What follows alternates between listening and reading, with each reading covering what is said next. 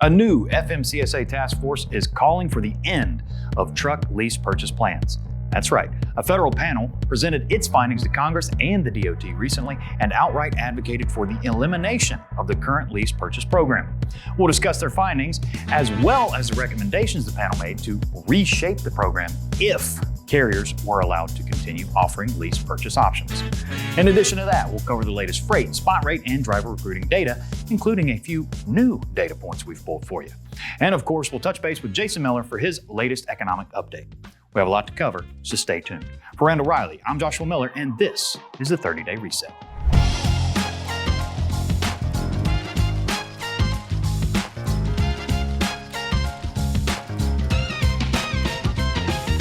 Hello, everyone, and welcome to the February edition of the 30-Day Reset. We're here every month with updates on all the most important driver recruiting data. So if that sounds useful to you and you haven't already, don't forget to like, share, and subscribe to our YouTube channel. You can find all the 30-Day Resets there, as well as other stuff like listening in, digging deeper, and the recruiting roundup. In addition to that, don't forget that every single month for our episodes here, we have a free download available to you covering everything we go over here on the show, plus a lot of extra stuff we don't have time to touch on. If you want your copy of all the data, it's just a click away. You can find the link down in the description of the video on YouTube, or just follow the instructions below the video player if you're watching over on randallreilly.com. Now, we have a ton of stuff to get to, including some new data regarding job postings, so let's get into it, shall we? First up, it's Trucking by the Numbers, brought to you by Stratas. We're a month into 2025 already, and we've got some interesting stuff coming in. Remember, historically, job searches and hiring activity slow down through the end of December before the job interest and intent start to ramp back up in January. And for the most part, that seems to be true this year as well. But we will touch on an interesting data point with some of that new job posting data in just a few minutes. But before we get to that, let's look at search volume. The search volume hit its lowest level since the spring of 2021 in November and December, but rose 17% through the first half of January. The search and social click costs are both falling right in line with the historical trends as well, as both are down by double digits in January. Looking back, we see that December's overall average cost per lead was higher than originally expected and came in at the highest point since February of 2023. Now, that being said, lead costs for January were down 14%.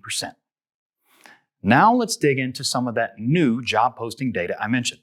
As I said at the top of the segment, we typically see an increase in activity with drivers going after new jobs as the year begins. But interestingly enough, the number of new postings has dropped by 14.5% in January. And that is especially true for the number of owner-operator and lease purchase postings. New job postings for those were down by 43% and nearly 48% respectively. There has, however, been an increase of posts with sign-on bonuses. We've seen an upward trend over the past few months, with 10.4% of posts containing the bonuses in November compared to 11.6% in December, and 13.3% of posts feature sign-on bonuses in January. But what gives with the number of posts decreasing? The intent is supposed to go up, right? Well, it is important to note that this posting data is for new postings. This doesn't account for any older posts that remain active, so it's entirely possible that fleets began putting out job posts at the end of last year, anticipating that surge in interest around the new year, with some of those posts still remaining up and active. And that could help explain why there's a decrease in the new activity during this busy time. If you're interested in seeing all the numbers we have, including job posting numbers of unique companies, the percentage of those offering guaranteed pay, and a full breakdown of the percentages of new postings when it comes to the individual trucking segments, well, you can get all of that in this month's 30-Day Reset download, which is, again, available for you in the description on YouTube, down below, or right below the video player on our site. And if this sort of stuff interests you and you find it useful, don't forget that you can dive into the data for yourself with Stratas. If you'd like to learn more about our platform, I'll leave a link for that down there as well. Now looking into the freight side of things. According to data from FTR, volume was down around 6% year over year and almost 33% below that 5-year average for the same week. When it comes to spot rates, those were down 3% year over year and 7% compared to the 5-year average. By the segments, we saw dry van volume drop 21% year over year and refrigerated load volumes fell 22% year over year, but flatbed loads came in nearly 12% higher year over year. As far as spot rates go, dry van was down 5%, refrigerated was down 4.5%, and flatbed rates were down 3% year over year. And again, if you want a full breakdown of all that data, you can get this month's download, or Dig into it for yourself with Stratas. Now, let's take a look at this month's news story. The Federal Motor Carrier Safety Administration Task Force, created by Congress to study truck lease purchase plans, has submitted its final report. And it's pretty blunt. In part, it stated Congress should ban CMV lease purchase agreements as irredeemable tools of fraud and driver oppression that threaten a safe national transportation system and diminish the number of truck drivers attracted to and who stay in the trucking industry. It went on to say, there are no effective checks on these programs or remedies for drivers harmed by them. Litigation, currently the only avenue for relief, can provide some remedy for drivers involved, but that has not led to reform of these programs. The task force then went on to make several recommendations to Congress they feel should be put in place if the program is allowed to continue.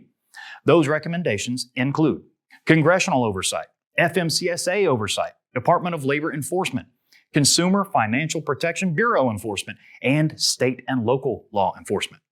Now, no official decision has been made by Congress based on the task force findings as of yet, so we'll just have to wait and see what they decide. You can read the full story as covered by Truckers News, which includes a little bit more detail on all the recommendations and all kinds of other fun tidbits for you. The full link to that story is found down below. Now, let's check in with Jason Miller for his monthly economic update. Welcome everyone to our January update, being filmed during some of the coldest days of the year. It's about 2 degrees outside right now where I'm at in Michigan. So with that, kind of kicking off to where we're at from a demand standpoint right now, freight demand's kind of been smooth and steady. We've had a little bit of seasonal ebb and flow take place. The big thing is there doesn't seem to be any sign that volumes are set to fall further over the next couple months. And the big thing that we're just waiting for is to kind of get off of this seasonally adjusted trough that we've been on for the last, 4, 5, 6 months. I can see that maybe taking place in the next couple months as we get into spring building season and seeing where that takes us. But right now, it does seem that we're not seeing any type of substantial, sustained increase in demand right at the moment. Now, the reason I emphasize that is if we take a look at where spot rates are, this has been the most encouraging sign for dry van truckload carriers since at least 2021 on a spot rate conversation. We've seen a nice increase in December, followed by an even nicer increase here in January, which is quite unusual. Typically, there's a downward seasonal movement with that. And so what that's done is it's brought DAT's dry van spot rate and their dry van contract rate much closer to equilibrium.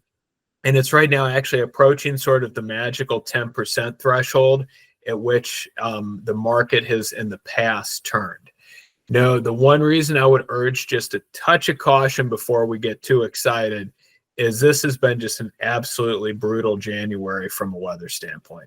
We've had multiple winter storms. We've now had extraordinary cold, and we know those things can cause increases in tender rejection, throw shippers' freight networks out of whack, put more freight on the spot market, et cetera.